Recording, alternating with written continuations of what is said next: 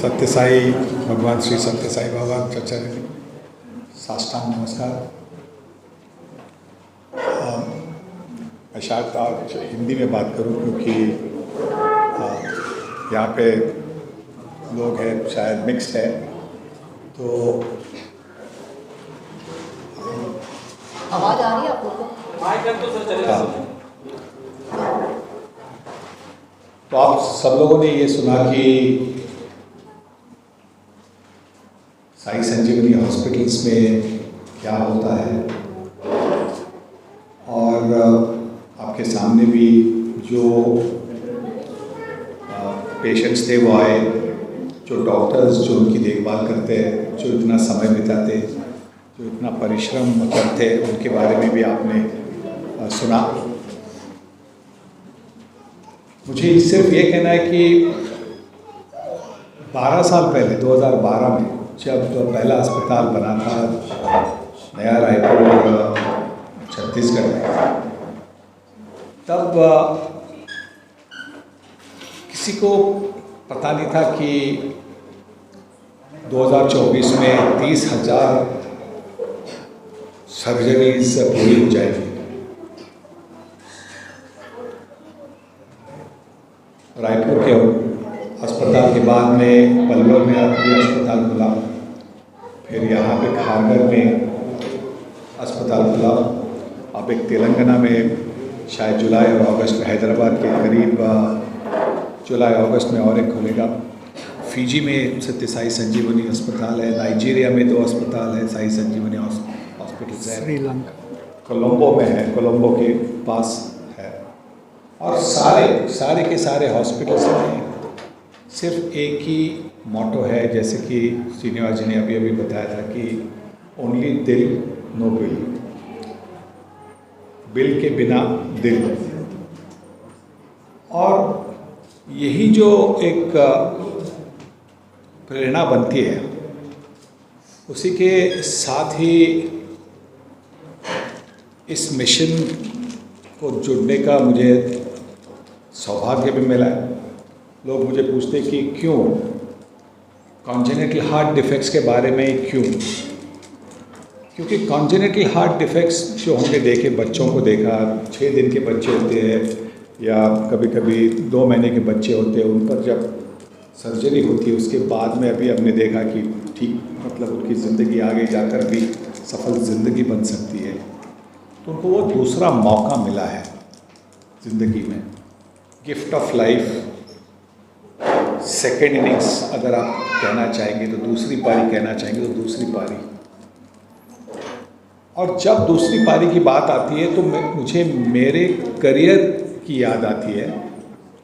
कि जब मैंने भारतीय क्रिकेट टीम में डेब्यू किया था, पहली मैच खेल रहा था मैं ट्रिनिडाड के मैदान में, क्वींस पार्क ओवल के मैदान में, जैसे 12 पर बल्लेबाजी कर रहा था, और 12 पर बल्लेबाजी करते हुए मैंने ड्राइव किया, एज लग गई, और मेरे हिसाब से अभी तक दुनिया के सर्वश्रेष्ठ खिलाड़ी गारफील्ड सोबर्स सेकंड स्लिप पे खड़े थे, उनके पास मतलब हम कहते हैं ना कि डॉली कैच, ऐसा डॉली कैच गया और वो उनके हाथ से निकल गया, और मुझे मेरे क्रिकेट के जीवन का दूसरा लाइफ मिला, जीवन दान मिला। और उसी के साथ मैंने उस पारी में 65 रन बनाए। 65 रन बनाने की वजह से मुझे दूसरी टेस्ट में चुना गया। तो उन दिनों में तो जगह, एक टेस्ट के बाद में आपकी जगह बाहर निकलता, अगर आप सफल नहीं होते तो आपको बाहर निकाला जाता था। तो मुझे और एक टेस्ट मैच खेलने का मौका मिला, वहाँ पे मैं 4 पर बल्लेबाजी कर रहा था, और उस वक्त मैं शॉट खेलने का प्रयास किया, और ये गेंद बड़ी तेज़ी से गई सेकंड स्लिप में। गारी सोबल वहाँ खड़े थे, उनके छाती पर लगकर गेंद ऊपर गिर गई, पर ऊपर उछाल गई, पर पकड़ने से पहले ज़मीन पर गिर गई। मुझे और एक बार जीवनदान मिल गया, और उस जीवनदान से मैंने मेरी पहली सेंचुरी मारी उस पारी में। उसके बाद में भगवान की कृपा से 16-17 साल में भारतीय टीम में टिका रहा, और ये जो मुझे जीवन दान, उसके बाद में भी जब आपकी पारियाँ होती तो उसमें जीवन दान मिलता था, कभी कभी नहीं मिलता था, पर ये जो मुझे मतलब शुरुआत में, मेरी करियर के शुरुआत में मुझे जो जीवन दान मिले, उसकी जब याद आती थी तो मुझे उसी के साथ ये जो लगाव हुआ, तो ये सत्य साई संजीवनी अस्पताल की जो कॉन्जेनिटल हार्ट डिफेक्ट्स की जो सर्जरीज होती है, वो लगाव हुआ, क्योंकि उसी के साथ में मतलब जो कहते हैं ना, एक कनेक्शन बन गया कि अगर मुझे वो जीवन दान नहीं मिलता तो मैं शायद यहाँ पे आज बैठा नहीं होता।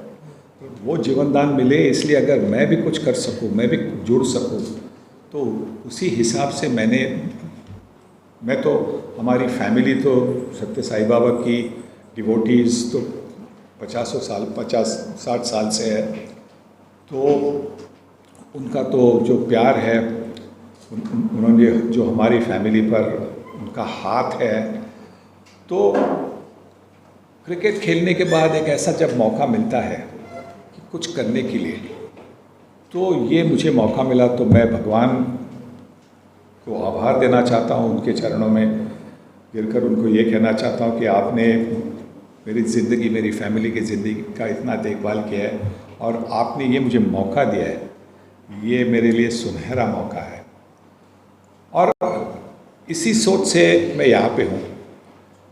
जो भी मैं कर सकता हूँ मैं करने की कोशिश करता हूँ। मैं हमेशा कहते आया हूँ कि ये मेरी तीसरी पारी है।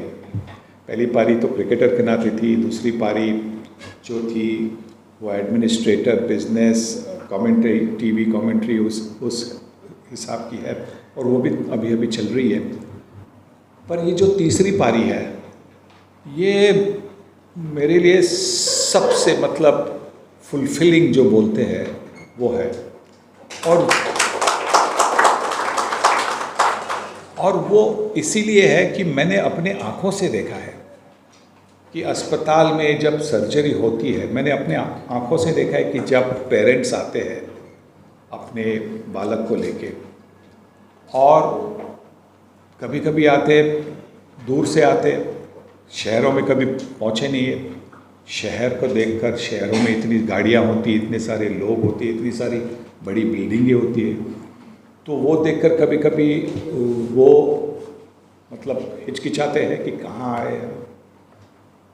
और फिर अस्पताल में उनका जो बच्चा है वो तो बीमार है, और जो शायद उनके विलेज के जो डॉक्टर्स हैं उन्होंने कहा होगा कि ये बहुत सीरियस बीमारी है, तो उसके बाद में यहाँ पे आना, और जब सर्जरी के बाद में जब डॉक्टर आके आप कहते हैं, उनके सामने जाते हैं, तो वो नर्वस होते, हम भी नर्वस होंगे, कोई भी नर्वस होगा, तो नर्वस होते हैं। और जब डॉक्टर कहते हैं उनको कि आपका बच्चा ठीक होगा, पूरी ज़िंदगी ये जो हमने सर्जरी की है उससे अभी पूरी ज़िंदगी भर उनको कोई तकलीफ़ नहीं होगी,